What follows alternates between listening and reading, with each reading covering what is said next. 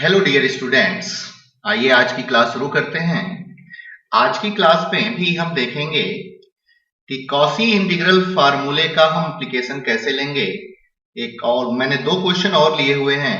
आइए देखते हैं इस प्रकार के क्वेश्चन को हम कैसे सॉल्व करते हैं, या इस प्रकार के क्वेश्चन पे हम कॉसी इंटीग्रल फार्मूले को कैसे अप्लाई कर पाएंगे।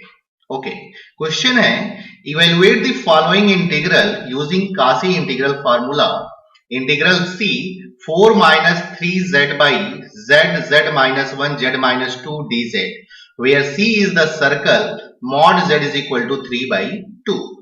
ओके, पहला क्वेश्चन तो ये है। दूसरा क्वेश्चन है use Cauchy integral formula to evaluate integral c z by z square minus 3z plus 2 into dz where c is the circle mod z minus 2 is equal to 1 by 2। Okay, यहां पे देखिए हमारा जो circle दिया हुआ है ना, mod z is equal to 3 by 2, ये जो है ये हमारा इसका सेंटर ओरिजिन है। ओके, और रेडियस कितना है 3 by 2 मतलब 1.5। ओके, तो अगर इसको मैं ड्रा करता हूं कॉम्प्लेक्स प्लेन में, तो यहां पे आप देख सकते हैं ये सर्कल बना हुआ है। This is closed curve, this is 3 by 2, this is minus 3 by 2 real axis पे, और इमेजिनरी एक्सिस पे भी माइनस 3 by 2 ये होगा, और ये हमारा 3 by 2 होगा। ठीक है, अब यहां पे देखिए अगर हम सिंगुलर पॉइंट की बात करें, suppose that this is fz, 4 fz is equal to 4 minus 3z by z minus 1 z minus 2। Okay, denominator किस पॉइंट पे जीरो होगा, तो z is equal to 0, z is equal to 1 and z is equal to 2। तो z is equal to 0, z is equal to 1 and z is equal to 2 पे function की value seize कर जाएगी। और function की value seize करने का मतलब यह है कि इन पॉइंट्स पे फंक्शन की वैल्यू एग्जिस्ट ही नहीं करेगी। ओके, तो z is equal to 0, z is equal to 1, z is equal to 2, these are singular point. Okay, singularity दो प्रकार की होती है, आइसोलेटेड, नॉन आइसोलेटेड। और आइसोलेटेड में भी हम देखते हैं कि आइसोलेटेड सिंगुलरिटी को भी हम कैरेक्टराइज करते हैं तीन तरीके से। पहला रिमूवल सिंगुलरिटी होता है, दूसरा पोल होता है, और तीसरा इसेंशियल होता है। ठीक है, तो मैं आपको लॉरेंट सीरीज बताऊंगा, और लॉरेंट सीरीज में मतलब दो पार्ट होते हैं। तो एक पार्ट उसका प्रिंसिपल पार्ट होता है। ठीक है, तो कहा जाता है कि अगर fz को आप एक्सप्रेस करते हैं तो प्रिंसिपल पार्ट के अगर फाइनाइट नंबर ऑफ टर्म अगर इन्वॉल्व है fz में, ठीक है, तो उस केस में जो सिंगुलरिटी होती है वो हमारी पोल होती है। या दूसरा तरीका चेक करने का है कि z is equal to a हमारा पोल होता है, यदि z is equal limit z tending to a f of z is equal to infinite. Okay, अगर इंफिनिटी आता है तो उस केस में भी हम कहते हैं कि वो पॉइंट जो है वो हमारा क्या है, पोल है। तो बड़ी सीधी सी बात है, अगर सपोज करिए कि ये हमारा अगर टोटल f ऑफ z है, ठीक है, तो अगर मैं z टेंड्स टू 0 करूं ना, तो z टेंडिंग टू 0 के लिए 4 by 0 हो जाएगा, मतलब ये इंफिनिटी आ रहा है। इसका मतलब 0 भी हमारा कैसा हो गया, पोल हो गया। z is equal to 1, z limit z tending to 1, limit z tending to 1 f of z अगर आप कैलकुलेट करते हैं तो उस केस में देखेंगे कि ये फिर क्या हो जाएगा, 4 minus 3 by 0, again infinity. And similarly 2 के लिए भी आपका इंफिनिटी आ जाएगा। इसका मतलब ये है कि z is equal to 0, 1 and 2 ये जो होंगे क्या होंगे, ये हमारे पोल होंगे। ठीक है, और पोल कैसे होंगे, तो these are simple pole. Simple pole का मतलब होता है कि ऑर्डर 1 का पोल।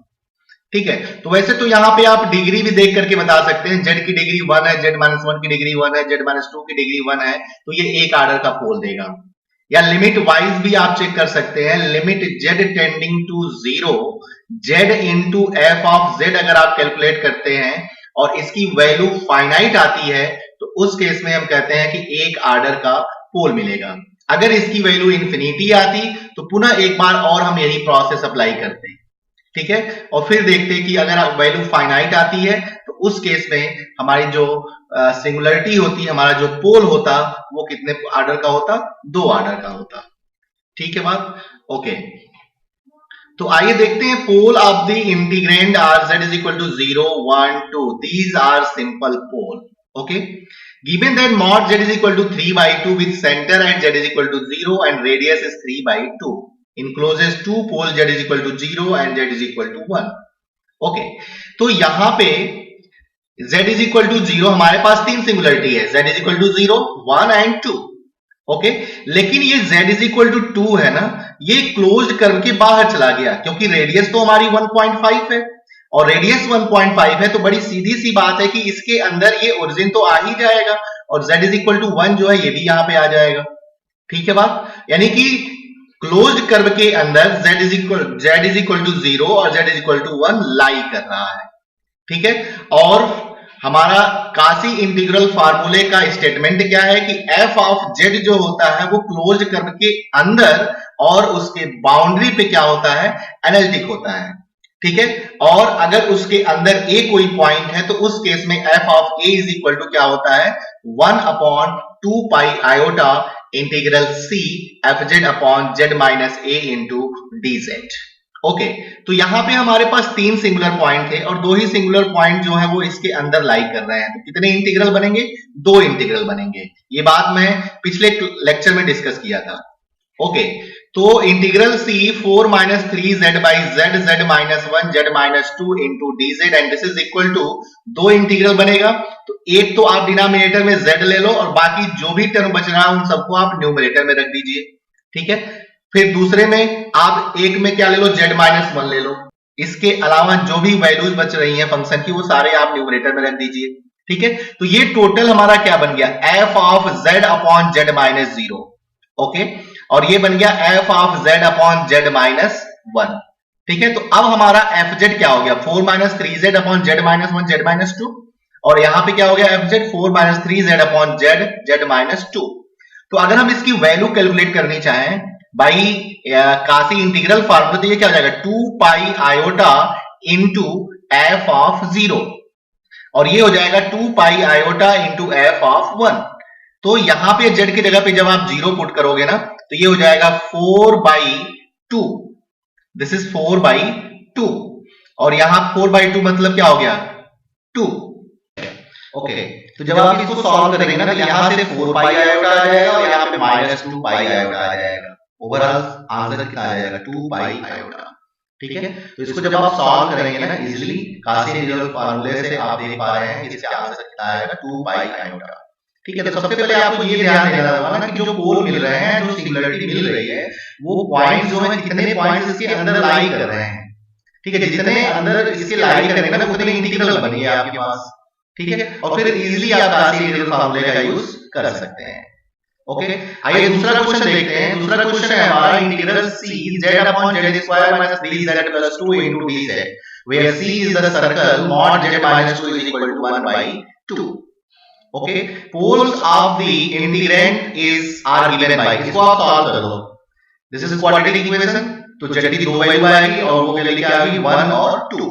अब आप देखो ये 1 और 2 जो है ना ये पोल होंगे, कितने आर्डर के होंगे वो आप इजीली कैलकुलेट कर सकते हैं या मैं आगे इसके डिस्कस करूंगा.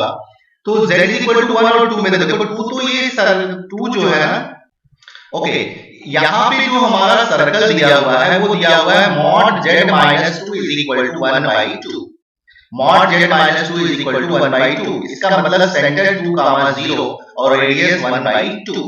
तो इसको आप ड्रा कर लो. जब आप ड्रा करोगे ना सपोज करो ये 1 यूनिट.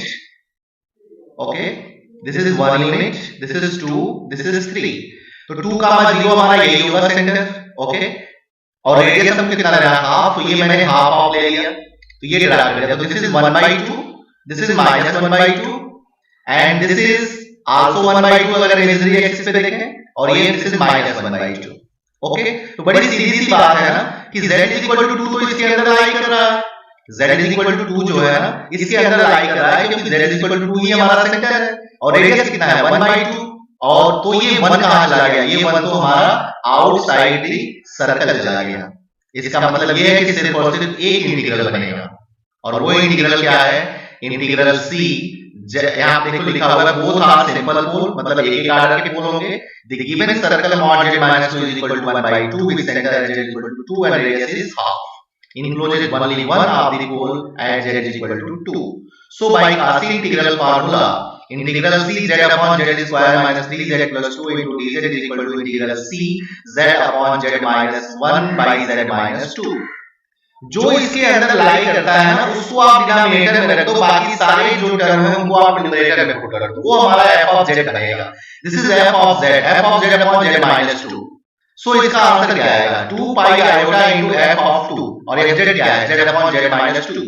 तो आप z की जगह पे 2 पुट कर दो, जब z की जगह पे 2 पुट करेंगे तो ये हो जाएगा आपका 2 अपॉन 2 माइनस 1 यानी कि 1 यानी कि 4 पाई iota. So answer will be 4 pi iota. Okay, तो इस तरीके से आप क्लासिक इंटीग्रल फार्मूले का इजीली आप यूज कर सकते हैं।